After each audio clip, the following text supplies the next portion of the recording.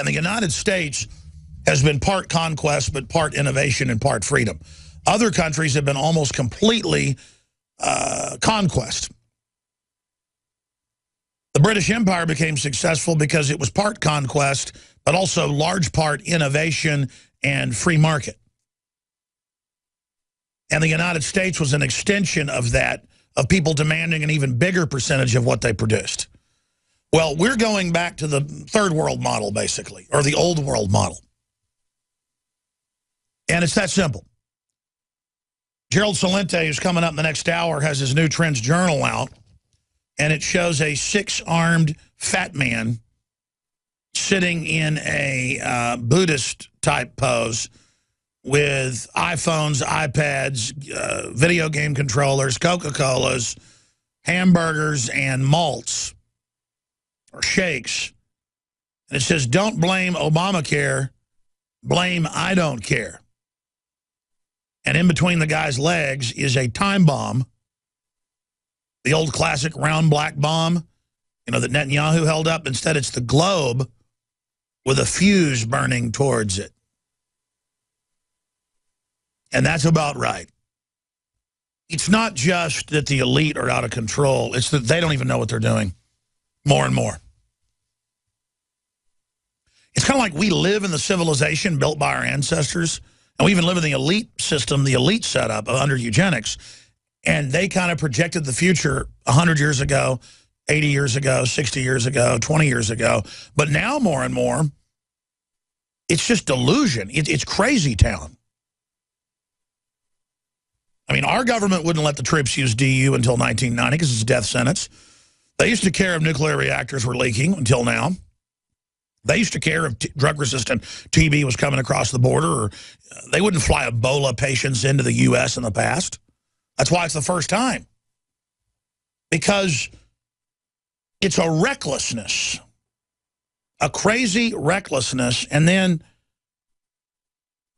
we were playing part of the interview with the Marine Corps colonel that we're going to exclusively premiere in the 4th hour today. And he was pointing out all these people that get caught being pedophiles in government, and the government covers it up. Meanwhile, Google reads all of your email to, quote, find pedophiles. No, they mine all the data and sell it on record. And now because they've been caught doing it, they just gave the police some info on pedophiles. We read everyone's mail because you're all guilty until proven innocent. That's in the news today. Google scans Gmail accounts for child abuse. Now it's not just child porn or something. Oh, if you talk about spanking your kid, they're going to take them. But see how they roll that out? Oh, yeah, we are reading everything you do to stop pedophilia. With the UN and DynCorp up to their eyeballs in it. This is what we're really dealing with. And we're dealing with a government that lives in Switzerland, lives in Luxembourg, lives in Monte Carlo, who've stolen hundreds of millions mid-level, billions high-level. And their rearguard action is just flood the country, break it down, implode it, and turn us into one giant Latin American slum and never let those people have any freedom and have everything be racially based now. We'll have a party of the white people and a party of the Hispanics and a party of the black people, and the police is referee over all of us, and America is one giant prison. Oh, yeah, they've been segregating people for decades into their racial groups in prisons, and that's the management model for America. But if you won't play along and segregate yourself into a racial group controlled by your gang boss who goes and, you know, plays cards with the warden, and your gang boss that sells you drugs, that the money goes back to the warden, if you don't play ball, well, they've got to infuse racial garbage in the name of fighting racial division through multiculturalism in all the schools and in the media. I mean, if you had white media saying we are for white people and we will conquer the blacks and Hispanics, we are the supreme race, it'd be all over the news. But when the Spanish media does that, it's okay, but it's owned by the big drug cartels on record. It's owned by the big banks. It's a psyop, folks, and we're here telling you what's happening. For the balance of the hour, William Geen, who joined us last week of alipac.com, alipac.com, will be joining us. They're kind of the gun owners of America for Borders. They got protests nationwide yesterday, and they're trying to draw attention to what's happening. The polls show this is backfiring, even with Hispanics, against Obama, because they're not stupid. They go, we're going to have unlimited Guatemalans and Brazilians and everybody else here, because there's so much nationalism between those countries that finally folks are waking up on the Hispanic end. But the Democrats are just, hey, if you're brown, you're good. If you're white, you're El Diablo. If you're Blackbird, they use a racial term for it, means Mayata. Sorry for using it, but it's for documentary terms. You're not in the club. And so it's, again, a giant supermax prison management model. And I don't want to live in that.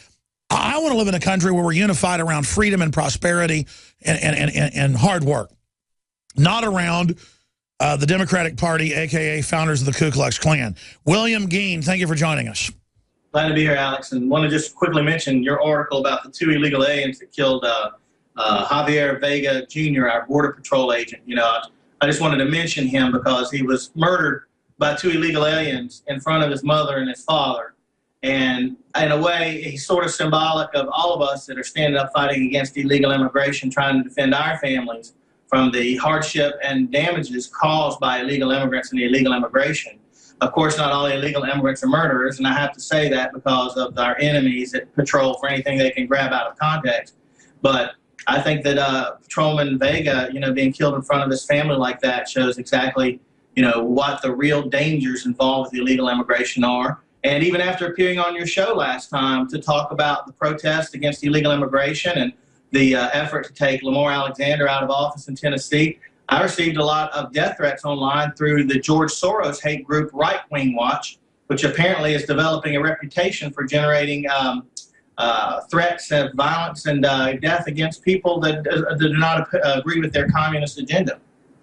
Oh, well, they've had a big rash of problems documented in the news the last few months, where professors get up at the start of school and college and say, if you're in the Tea Party, get out of my class. I'm going to give you a failing grade. I want to kill you. I want to put you in a body bag.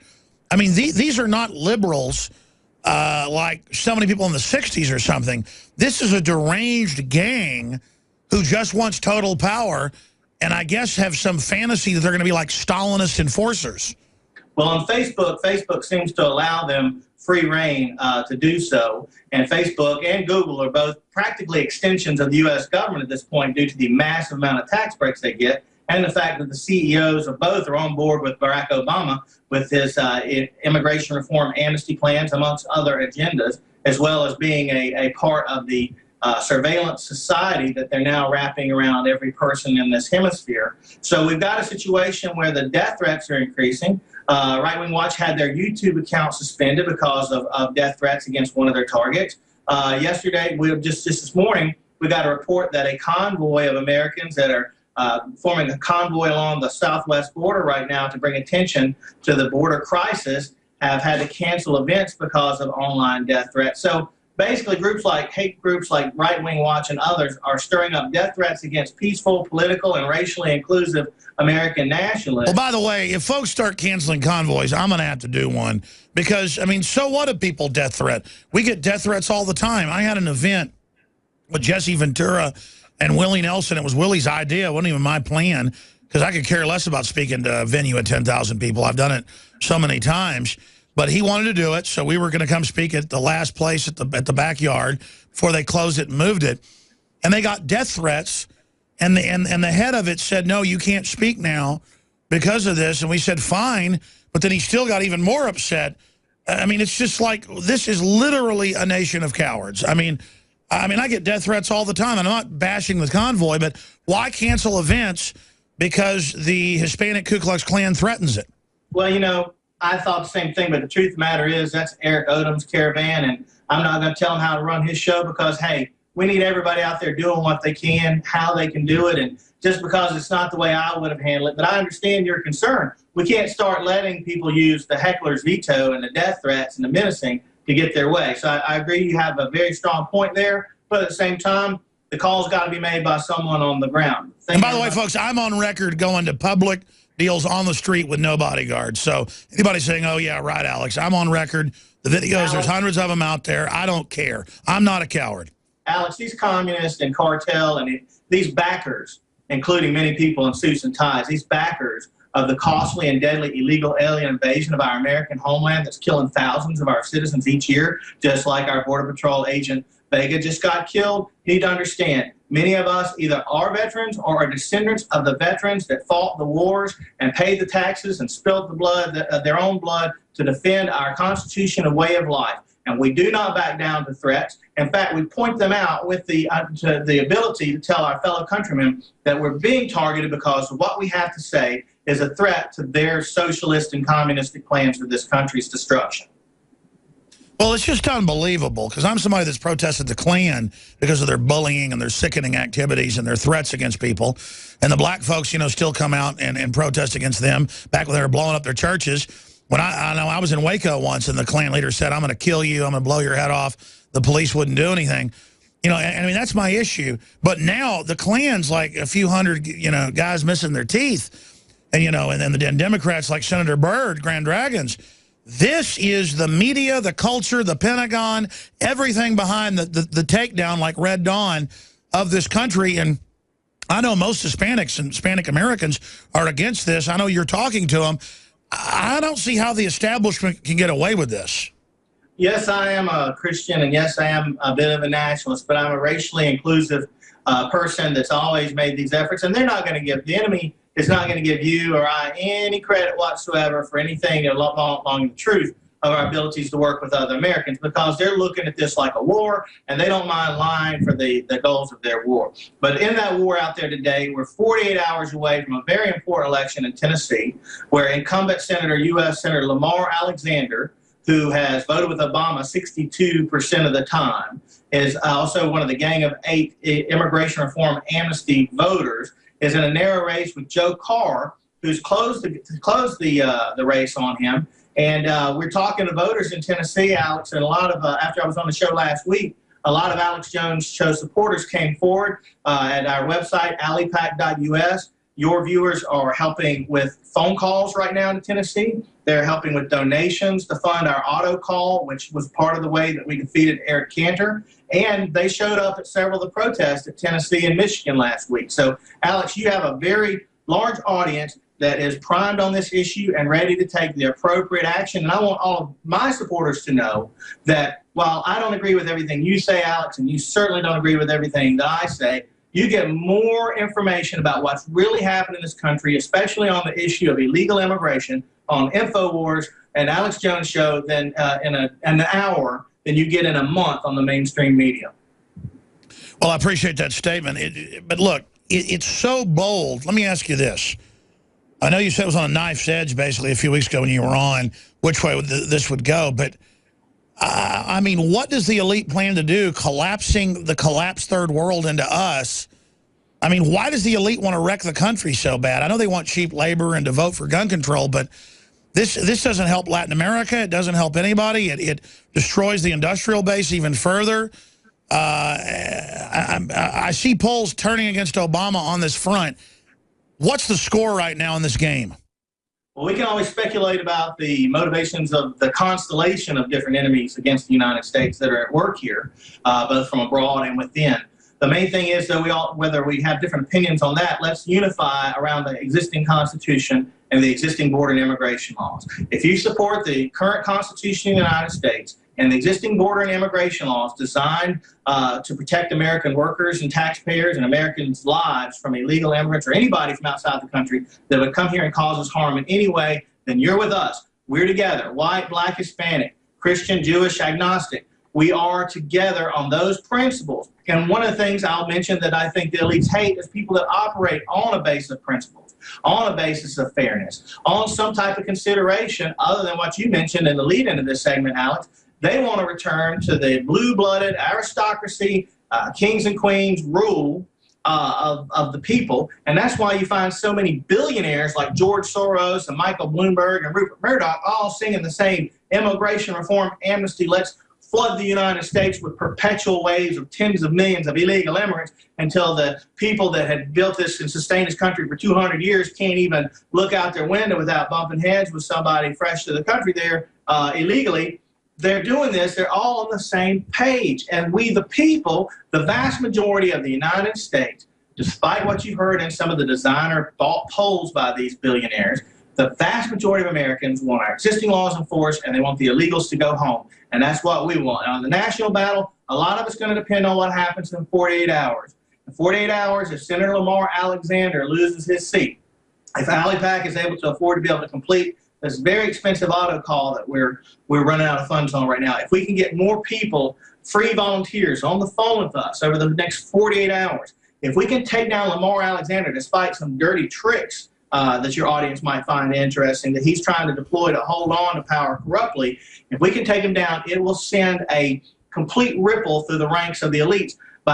We've already destroyed their impression of invulnerability in the House by defeating Eric Cantor. If we destroy that impression of invulnerability of the elites, despite Lamar Alexander's $5 or $6 million advantage over us in the Senate, it will allow us to turn the tide on this battle. If Lamar wins, it will send the message that you can defy 80% of your Republican constituents. You can vote with Obama to pass amnesty that would harm American workers, harm American taxpayers, allow tens of millions of illegals to form a new voting bloc to override American decisions in the future. You can do all of this and walk right back into D.C. So we've got 48 hours. So tell folks who they vote for in Tennessee.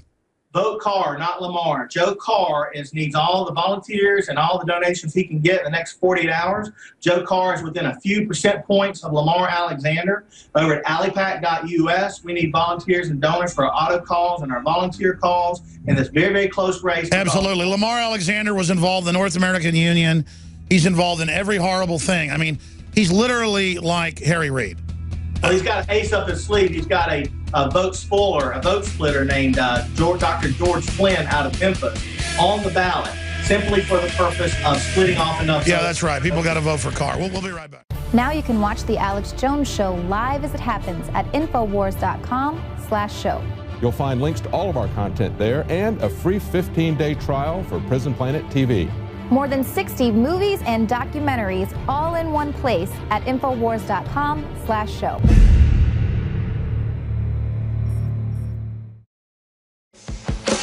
No other country has more welfare for illegals or legals. No country has borders this open. And then I can't go anywhere in Asia or Latin America and get 1/10 the benefits. I can't. I mean, it's a joke.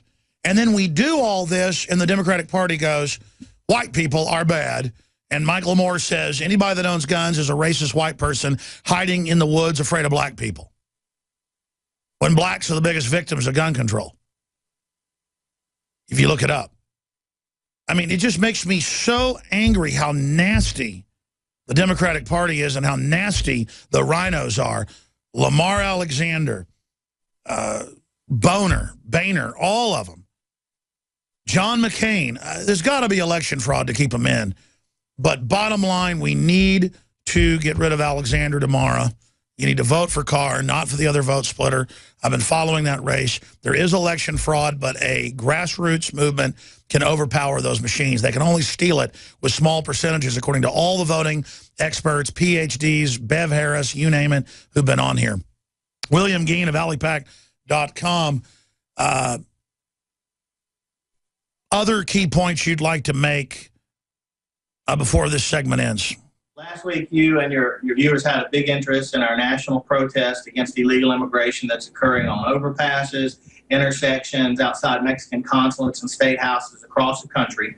Our next synchronized national wave is going to be on October 24th and 25th. But long before we get there, there are going to be protests occurring all across the country, and we're keeping the master list of those at alipac.us. That's alipac.us.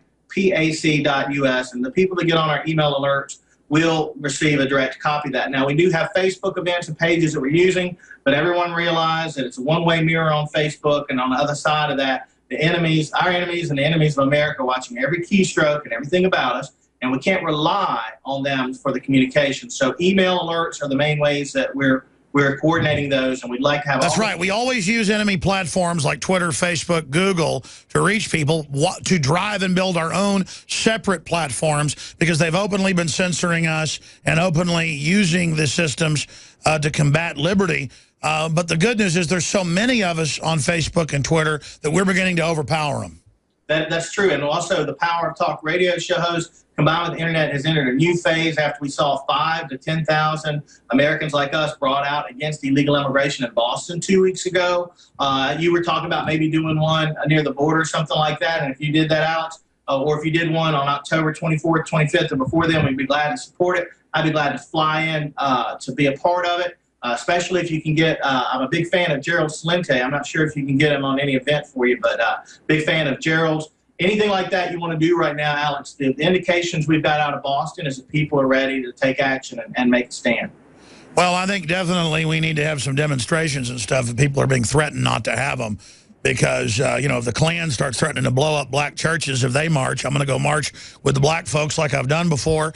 And if the Hispanic Klan is threatening to kill people, it looks like I was threatened one time, death threatened, if I went to the Mexican Independence Day parade where they were going to promote Raza, and I went and got in everybody's face and bullhorned them. Like, we got those clips somewhere. It's pretty epic. So it looks like I may have to do that again because, I mean, this is getting to be too serious of a situation. William Geen, thank you so much for the time. Thank you, Alex. Hope to be back soon. Thank you, sir. All right, we're going to come back with Gerald Salente and more. I've got other news on Ebola and the economy that's broken at Infowars.com.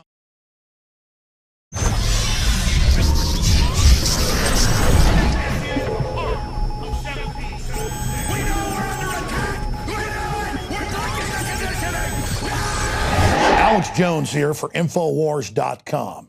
We're going to be intensifying our efforts to awaken free humanity to the scourge of the globalist in the month of July. And starting this July 4th, we are going to slash prices in a celebration of true Americana, the Bill of Rights, the Constitution, and the Declaration of Independence on all of the Made in America products that you will find at madein1776.com or InfoWarsStore.com. We're talking about Made in America belt buckles in brass and nickeled brass that state it loud and proud. Molon Labe. That's why we have the best-selling Made in America men's and women's Molon Labe Infowars.com shirts. Ladies and gentlemen, this is a win-win.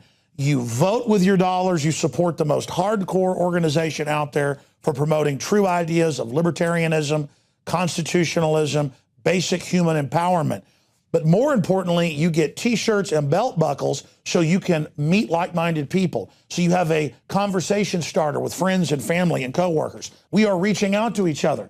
And you also throw it in the face of the anti-gunners and the rest of the parasites out there that you're a free man and woman and that you're not going to be a slave. That you're not going to be intimidated to shut up by their tyranny that they call political correctness. That's why in the month of July, we have got giant specials on everything at madein1776.com. But to expand the InfoWar, we're offering the biggest special in the history, 13 years of PrisonPlanet.tv, our multimedia platform. We're offering the equivalent of more than 5 months free right now when you get a membership at PrisonPlanet.tv, and you get 11 memberships that can be used with the same username and passcode so you can share it with friends and family. Now is the time to fund the war bonds. Now is the time to fund the InfoWar. Now is the time to get aggressive. Now is the time to double down. Now is the time to realize you are the people that made the InfoWar so successful and one of the leading lights worldwide against tyranny. You don't stand behind us, you stand right beside us. And I salute all of you on this July 4th, 2014, and going forward in the month of July and onward. This is about freedom worldwide and that desire for human dignity and self-determination that beats in the human breast. We are brothers and sisters together in the true spirit of liberty and the animating contest of liberty. And so I quote in closing the great Thomas Jefferson that I have sworn on the altar of God resistance against every form of tyranny. And never forget, if you are watching or listening to this transmission, you are the resistance.